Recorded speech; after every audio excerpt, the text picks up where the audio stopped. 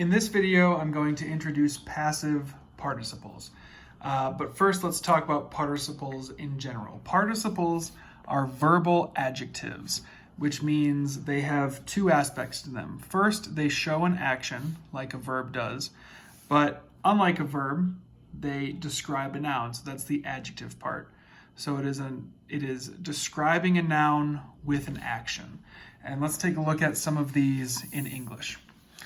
So the first one, the boys running in the street are loud. So our participle is running. And it's not the main verb of the sentence. We can't just stop there, like the boys running. The main verb is the verb to be. They are loud. But it is an action, and it's telling us about the boys.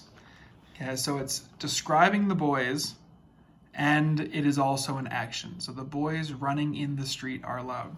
Another example, the students studying for the test are quiet. Our participle is studying. Okay, it's not the main verb. The main verb, again, is the verb to be, are, but it is an action, and it is telling us more information about these students. Thus, it is a verbal adjective. It's a participle. The students studying for the test are quiet. Here, the cook, scolded by the master, is preparing dinner. And again, we have our participle scolded. That is not, it's a verb to scold, but it is not the main verb. The main verb here is preparing. Scolded instead is a verb that is modifying the word cook. Thus, it is a participle, a verbal adjective. And the soldier, wounded by an arrow, returns home. Here's our participle, wounded. It's telling us more information about the soldier. Okay? So with these examples, you can also see that participles can come in two forms. Okay?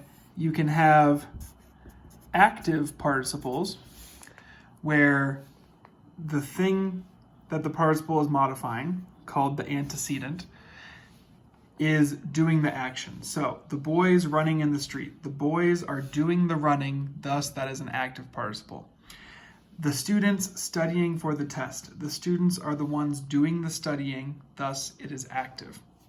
In this video, we're going to focus on passive participles down here, where the antecedent, what the participle is referring to, is not doing the verb, but it is being verbed. It is receiving the action of the participle. So here, the cook, scolded by the master, is preparing dinner.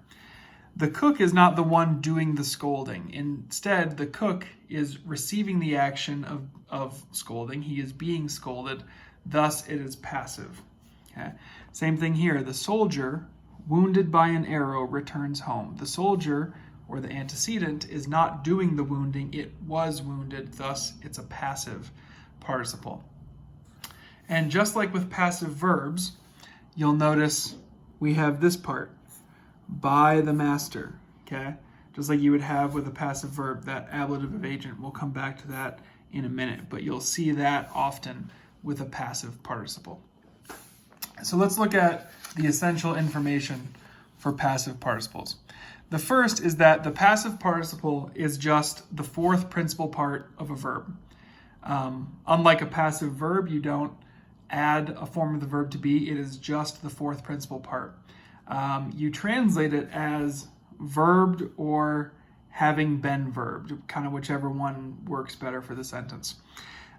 These participles use 2-1-2 endings. So if you think of a fourth principal part of a verb, amo, amare, amatus, you can kind of extend that and imagine that it is like a 2-1-2 adjective, like iratus, irata, iratum. Your fourth principal part, as a participle, uses those 2-1-2 endings, amatus, amata, amatum. Okay?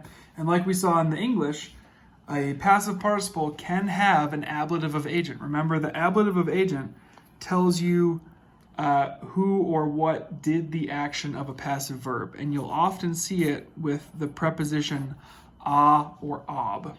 Okay, so let's look at a couple of these in Latin as examples. So the first sentence, amicus a caecilio vocatus ad vilam ambulabat. So our participle is vocatus. Okay? And notice that it is in the masculine singular form because it's talking about amicus. Okay, there's that adjective part of it. It's describing a noun, so it's got to have the same case gender number. And here is our ablative of agent. Okay, that a caecilio. And so this would be translated, the friend called by Caecilius, or having been called by Caecilius, was walking to the house. Okay, again, that's the friend called by Caecilius was walking to the house. Okay?